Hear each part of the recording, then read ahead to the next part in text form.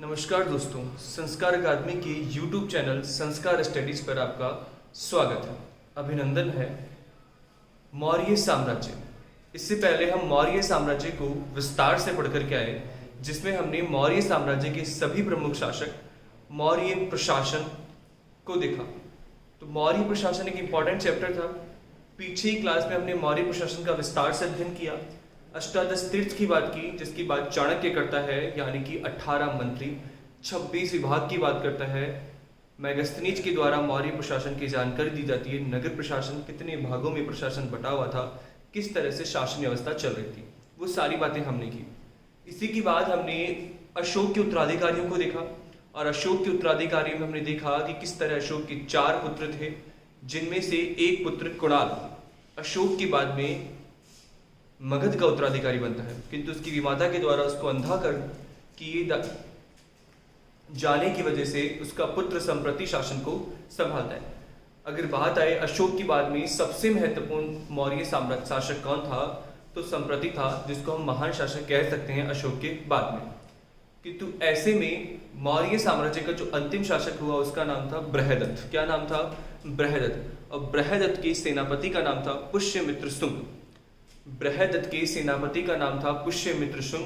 पुष्यमित्र शुंग एक ब्राह्मण था, और अशोक की ब्राह्मण विरोधी नीति, बौद्ध समर्थक नीति, अहिंसा की नीति, इन नीतियों की वजह से ब्राह्मण अशोक से परेशान थे, या कहें कि उसके विरोध में थे।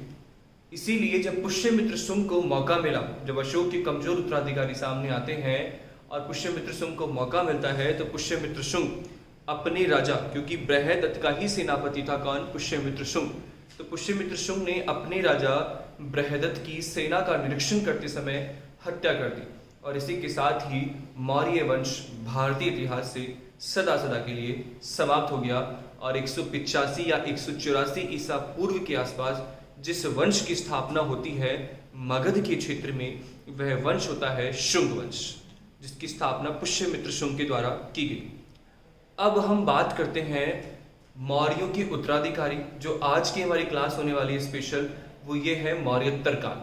कौन सा काल है? मौर्योत्तर काल। यहाँ मौर्योत्तर काल से तात्पर्य है मौर्यों के उत्तर, यानी कि उनके बाद में कौन आया। काल का मतलब समय, तो इसलिए इसे मौर्योत्तर काल के नाम से जाना गया है। क्लियर? तो ऐसी कोई पावरफुल शक्ति या पावरफुल शासक या पावरफुल वंश भारत में नहीं आता है जिसको हम उस वंश का नाम लेकर के पढ़ें। ठीक है ना? जैसे कि मौर्य वंश है, गुप्त वंश है, मुगल वंश है, इनको हम वंश के साथ पढ़ते हैं क्योंकि पावरफुल शासक थे, लंबे समय तक भारत पर शासन बना के रखते हैं और अधिक क्षेत्र पर शासन करते हैं, तो हम उसको उस वंश के नाम से पढ़ते हैं।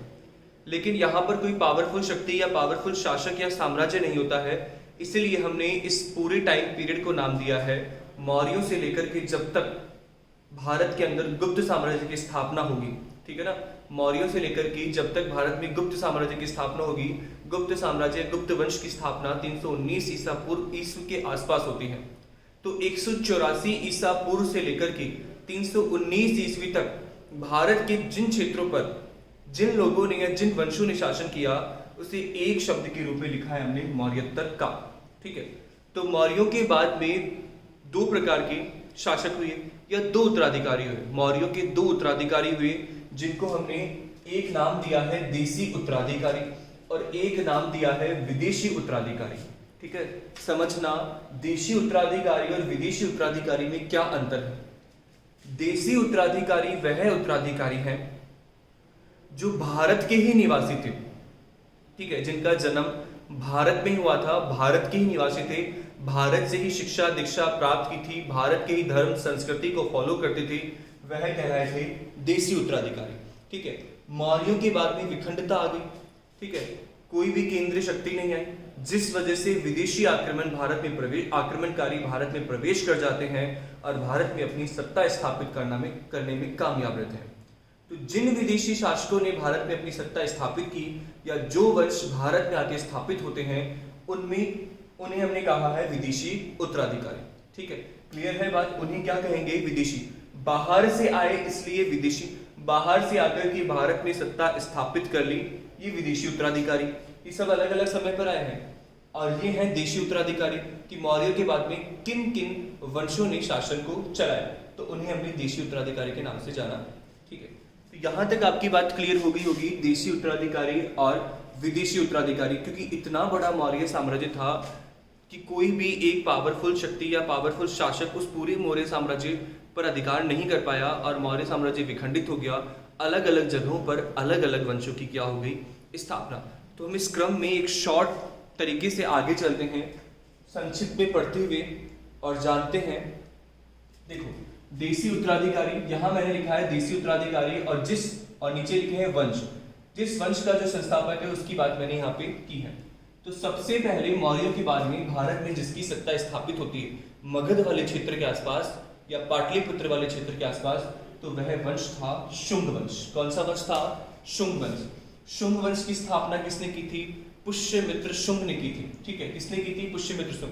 कहानी आपको पता है, पुष्यमित्र शुंग बृहदत्त का सेनापति था। मौका मिलने पर सेना का निरीक्षण करते समय पुष्यमित्र शुंग ने बृहदत्त की हत्या कर दी और स्वयं गद्दी पर बैठ गया और एक वंश की स्थापना कर दी जिसका नाम था शुंग वंश। ठीक है, शुंग वंश की स्थापना से भारत पर क्या प्रभाव पड़ा? पहली बात तो ये कि संस्कृत भाषा का उत्थान हुआ। ठीक है, पुनः भारत में सत्ता ब्राह्मणों के हाथ में आ गई। ठीक है, मौर्यों के हाथ से सत्ता निकल करके ब्राह्मण यानी कि ब्राह्मण वर्ग सत्ता पर आया, क्योंकि पुष्यमित्र शुंग ब्राह्मण था इसलिए ब्राह्मण वर्ग सत्ता में आया। अब ब्राह्मणों की जो भाषा है संस्कृत, उस मौर्य के समय प्राकृत भाषा को हम देख करके आए थे, तो संस्कृत भाषा का उत्थान होता है, ब्राह्मण वंश सत्ता में आ जाता है। ठीक है, पुष्यमित्र शुंग के एक विद्वान या आचार्य थे जिनका नाम था पतंजलि। ठीक है, पुष्यमित्र शुंग के एक विद्वान या आचार्य था जिनका नाम था पतंजलि। तो पुष्यमित्र शुंग के दरबारी विद्वान का नाम पतंजलि था, पुरोहित था पतंजलि। और पतंजलि के समय पुष्यमित्र शुंग ने 2 अश्वमेध यज्ञ करवाए। कितने अश्वमेध यज्ञ करवाए? 2 अश्वमेध यज्ञ। इंपॉर्टेंट है कि ब्राह्मणों का उत्थान होने पर, संस्कृत भाषा का वापस से प्रसार होने पर किस शासक के द्वारा 2 अश्वमेध यज्ञ करवाए गए? तो पुष्यमित्र शुंग के द्वारा 2 अश्वमेध यज्ञ का निर्माण भी करवाया, 2 अश्वमेध यज्ञ करवाए गए। अश्वमेध यज्ञ हम चर्चा करके आ चुके थे वैदिक सभ्यता में, जब हमने देखा था अश्वमेध यज्ञ। घोड़ा छोड़ता है राजा, जहां जहां जिस जिस सीमा में घोड़ा जाता है वह क्षेत्र राजा का हो जाता है। अगर किसी को आपत्ति है तो वो उसका विरोध करे और राजा से युद्ध करे। तो ऐसे में पुष्यमित्र शुंग अपने आप को पावरफुल साबित करने के लिए उसने 2 अश्वमेध यज्ञों का भी आयोजन करवाया। और अगर बात देखें पुष्यमित्र शुंग को लेकर के, तो पुष्यमित्र शुंग बौद्ध विरोधी था। क्या विरोधी था? बौद्ध विरोधी था और ब्राह्मण समर्थक था। ठीक है, बौद्ध विरोधी स्वतः ही होगा क्योंकि इतने लंबे समय तक जो सत्ता पर आसीन थे वो बौद्ध धर्म मान्य थे। ठीक है, बौद्ध धर्म को अत्यधिक दान दक्षिणा दी गई, ब्राह्मणों का तिरस्कार किया गया, उनके विरोध में चले गए, पशु हत्या पर प्रतिबंध लगा दिया जिससे ब्राह्मणों को ठेस पहुंची। पीछे हम पढ़ के आए हैं अशोक के द्वारा पशु हत्या पर प्रतिबंध लगाया गया जिससे ब्राह्मणों को ठेस पहुंची। ठीक है, तो ब्राह्मणों को ठेस पहुंचने का कार्य ये है क्योंकि पशु हत्या यानी पशुओं को मांस के रूप में खाते नहीं थे, लेकिन भगवान को खुश करने के लिए वो पशु की बलि दिया करते थे और बलि के लिए पशु हत्या होनी थी। लेकिन जब पशु हत्या प्रतिबंध लगा दिया, बात इनके धर्म पर आ गई और ये इनसे बौद्धों से हेट करने लगे। तो ऐसे में पुष्यमित्र शुंग इसके समय संस्कृत भाषा का उत्थान हुआ, ब्राह्मणों के हाथ में सत्ता आई, इसके दरबारी विद्वान या पुरोहित ने इसके समय 2 अश्वमेध यज्ञ करवाए। ठीक है, ये बौद्ध विरोधी था, ब्राह्मण समर्थक था। ठीक है, ऐसा माना जाता है कि पुष्यमित्र शुंग ने मौर्य काल में निर्मित या अशोक के समय निर्मित 84,000 स्तूपों का ध्वस्त करवाया। ठीक है, अशोक ने 84,000 स्तूप बनाए थे, तो पुष्यमित्र शुंग ने बौद्धों के 84,000 स्तूपों को तोड़ दिया। लेकिन इस बात को हम समर्थन नहीं देते हैं या मानते नहीं है क्योंकि 84,000 स्तूप बनाना बहुत मुश्किल है। ऐसा कहा गया है बौद्ध ग्रंथों में, क्योंकि बौद्ध विरोधी था इसलिए बौद्ध ग्रंथ इसका विरोध करेंगे कि पुष्यमित्र शुंग ने अशोक के समय निर्मित 84,000 स्तूप को क्या कर दिया? ध्वस्त। लेकिन कहीं ना कहीं यह बात भी सही है कि पुष्यमित्र शुंग के समय सांची स्तूप और भरूच स्तूप का विस्तार व निर्माण हुआ।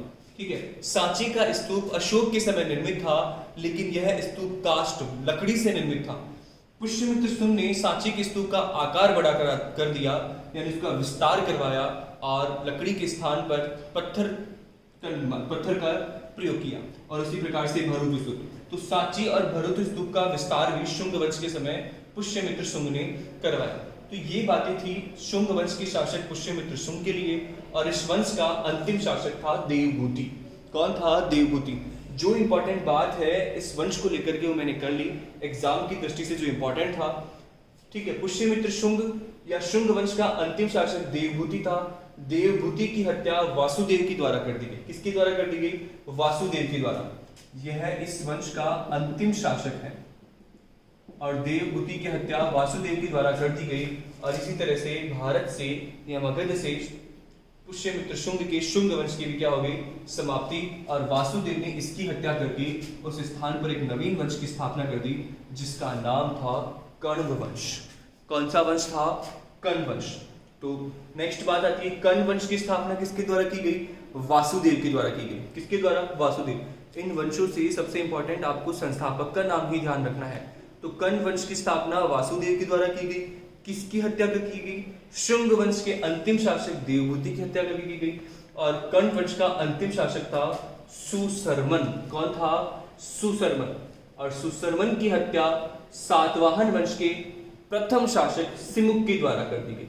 ठीक है, सुशर्मन की हत्या सातवाहन के प्रथम शासक सिमुक के द्वारा कर दी गई, और सिमुक के द्वारा एक नवीन वंश की स्थापना कर दी गई, जिसका नाम था सातवाहन वंश। कौन सा वंश था? सातवाहन वंश।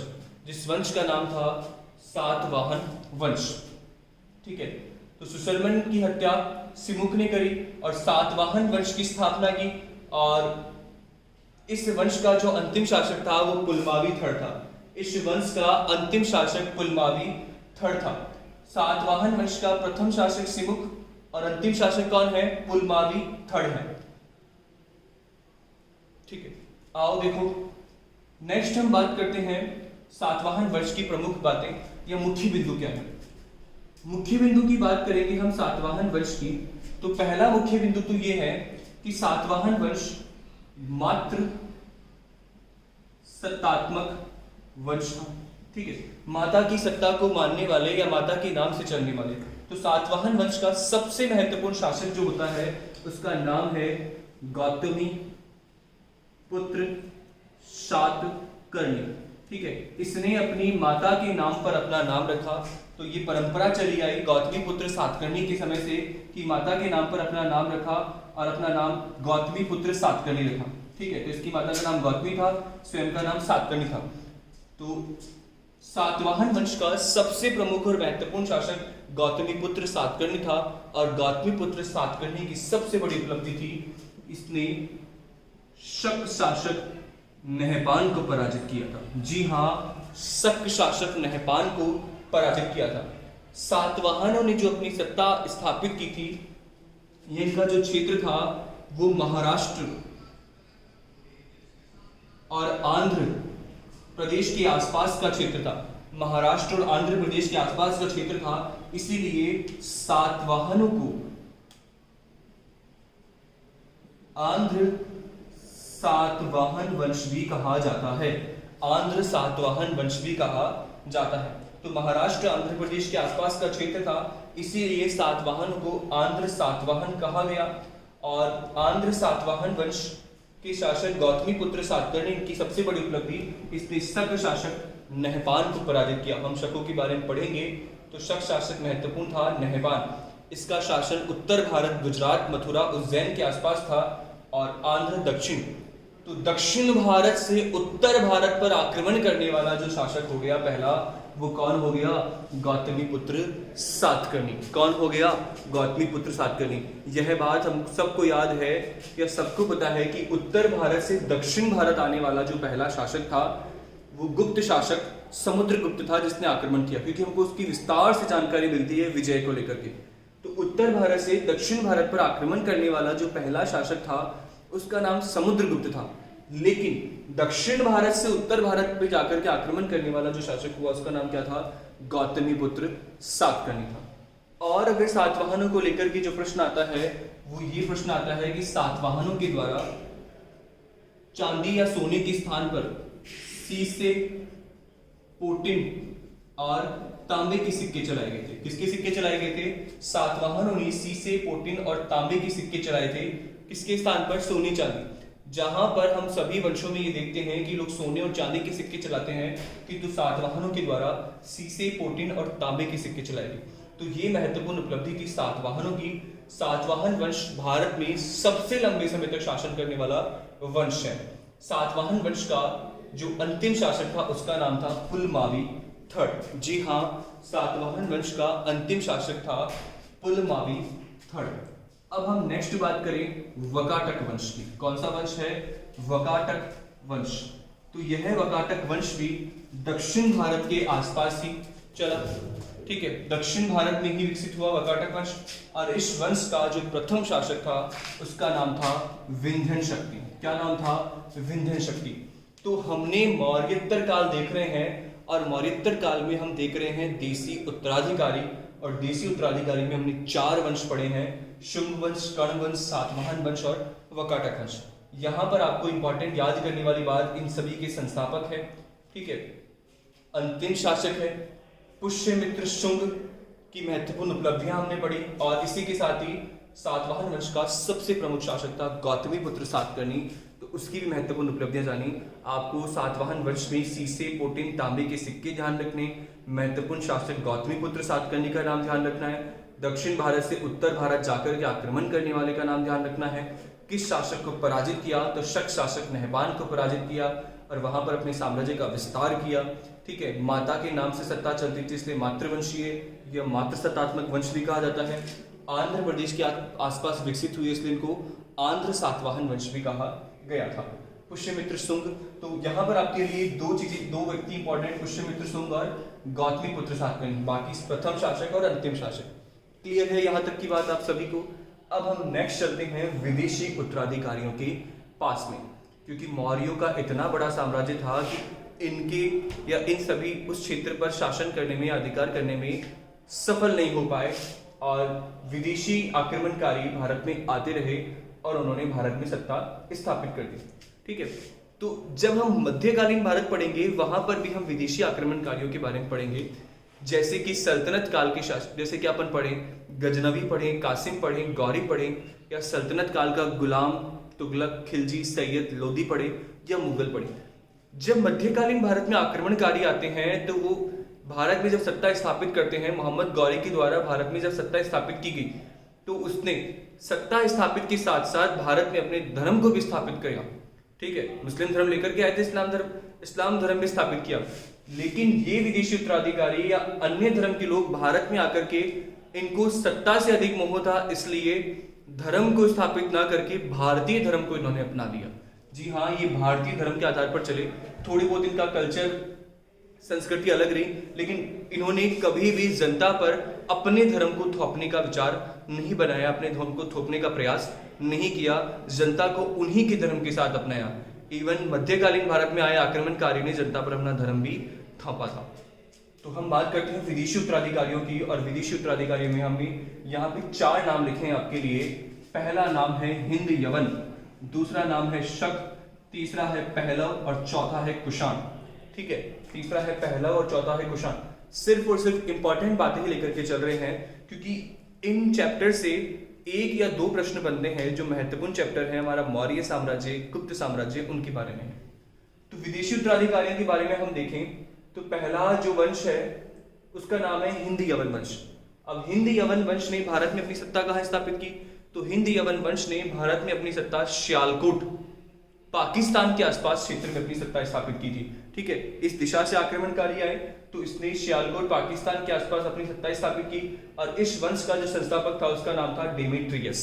क्या नाम था? डेमेट्रियस। तो अब यूनानी नाम है, विदेशी नाम है, अपने भारतीयों जैसे नाम नहीं होंगे, सोहन, मोहन, मुकेश, इस प्रकार के। तो इस वंश का जो संस्थापक है उसका नाम है डेमेट्रियस। क्या नाम है? डेमेट्रियस।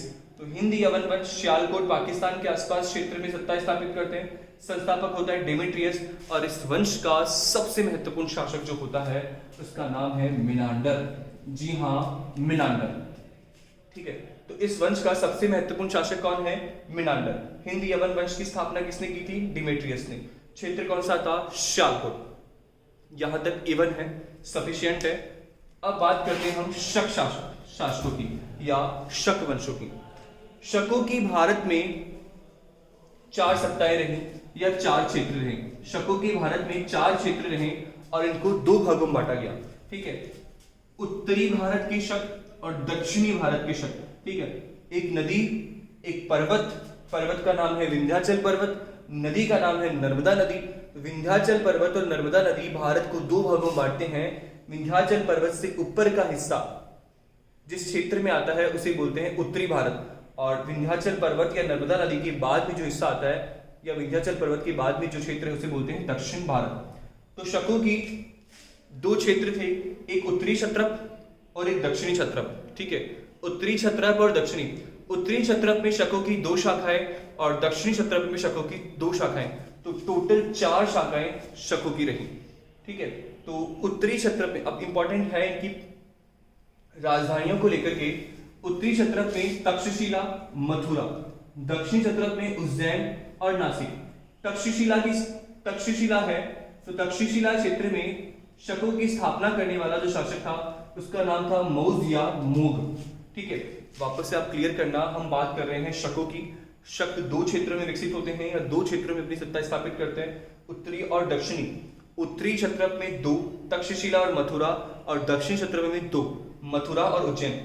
तक्षशिला में शक वंश की स्थापना जो करने वाला था उसका नाम था मौज, या इस क्षेत्र में कौन सा शक शासक था जिसने स्थापना की, उसका नाम था मौज या मोग। दूसरा है मथुरा। मथुरा में स्थापना करने वाला जो था उसका नाम था राजुल, और दक्षिणी क्षत्रप में उज्जैन का चष्टक और नासिक का भूमक। उज्जैन का चष्टक और नासिक का भूमक।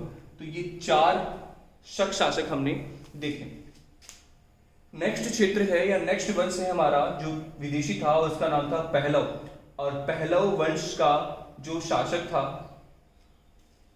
पहलव वंश का जो क्षेत्र था वह अफगानिस्तान के आसपास का क्षेत्र था। कौन सा था? अफगानिस्तान के आसपास का क्षेत्र था। और इस वंश की स्थापना करने वाला जो था उसका नाम था मिथ्रुडेटस फर्स्ट। जी हाँ, मिथ्रुडेटस फर्स्ट। तो मिथ्रुडेटस फर्स्ट के द्वारा पहलव वंश की स्थापना भारत में अफगानिस्तान के क्षेत्र में की गई थी। हिंद यवन की स्थापना डेमेट्रियस के द्वारा। शकों की 4 शाखाएं थी, उत्तरी दक्षिणी 2, उत्तर में तक्षशिला, मथुरा, दक्षिण में उज्जैन और नासिक, और पहला वंश अफगानिस्तान के क्षेत्र में। और इस वंश की सत्ता स्थापित करने वाला जिस व्यक्ति था उसका नाम था मिथ्रुडेटस फर्स्ट। अब हम चलते हैं इस विदेशी उत्तराधिकारियों में अंतिम उत्तराधिकारी जो थे उनका नाम था कुषाण। कुषाणों ने भारत में अपनी सत्ता जहां पर स्थापित की वह एक तो उज्जैन वाला क्षेत्र था और एक पेशावर पाकिस्तान में है और उज्जैन मध्य प्रदेश वाले क्षेत्र में है। तो इन 2 क्षेत्रों में कुषाणों ने अपनी सत्ता स्थापित की। कुषाण वंश की स्थापना करने वाला जो व्यक्ति था उस व्यक्ति का नाम था कुजल कडफिशस। क्या नाम था? कुजल कडफिशस। कुषाण वंश की स्थापना करने वाला जो व्यक्ति था उसका नाम था कुजल कडफिशस।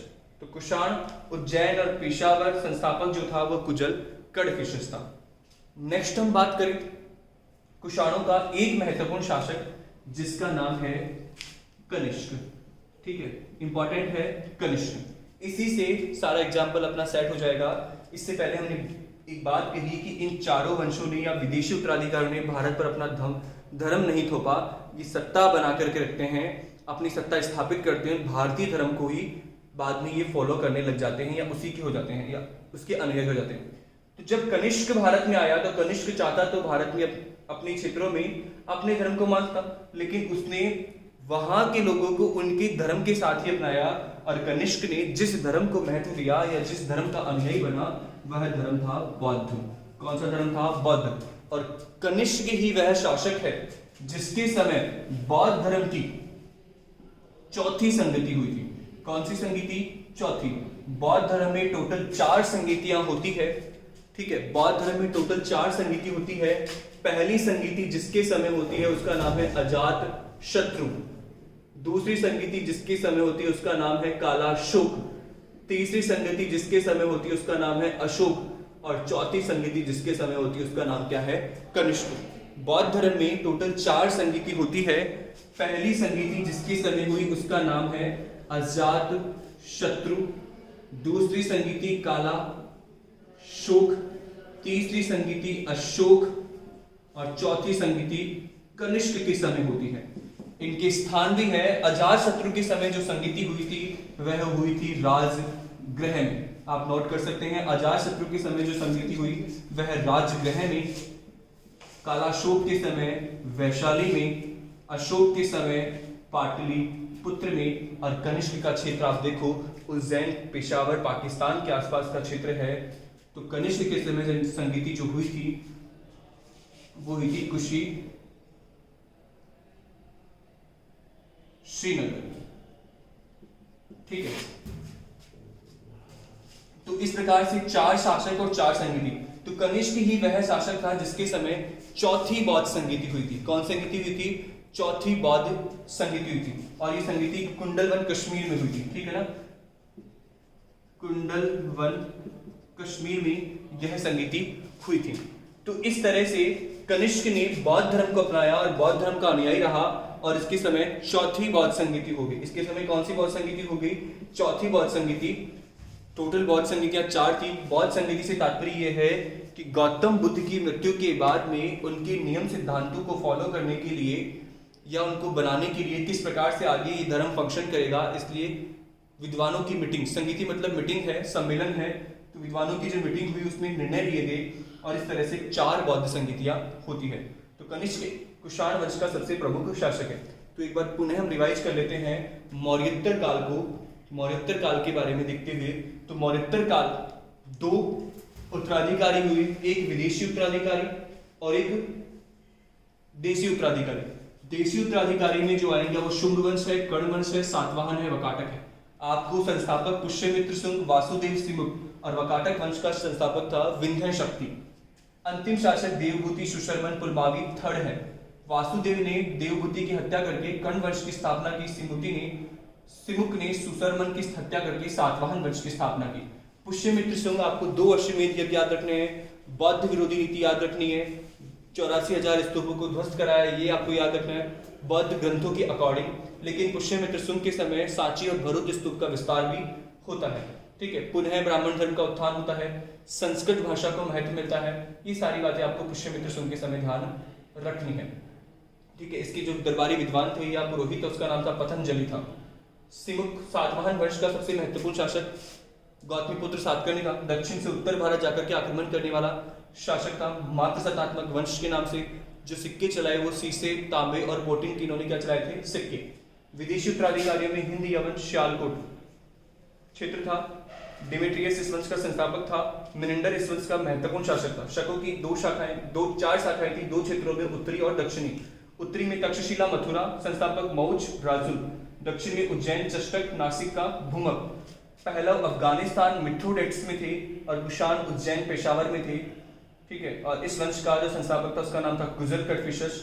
बौद्ध धर्म के अनुयायी बने थे कनिष्क और कनिष्क के समय चौथी बौद्ध संगीति हुई थी। धन्यवाद। इसके आगे क्लास हम पढ़ेंगे और उस क्लास में हम देखेंगे भारतीय इतिहास का एक नवीन और महत्वपूर्ण वंश जिसका नाम है गुप्त साम्राज्य। जी हाँ, गुप्त साम्राज्य। पीछे हम मौर्य साम्राज्य पढ़े, आज हमने इस एक चैप्टर के माध्यम से मौर्योत्तर काल को डिस्कस किया है और मौर्योत्तर काल की सभी महत्वपूर्ण बातों को हमने उठाया है। कल हमारा जो महत्वपूर्ण वंश होगा वो होगा गुप्त साम्राज्य। तो बने रहिए हमारे इस चैनल के साथ, हमारे इस विषय के साथ जिसका नाम है इतिहास, और चैनल हमारा संस्कार स्टडीज। धन्यवाद।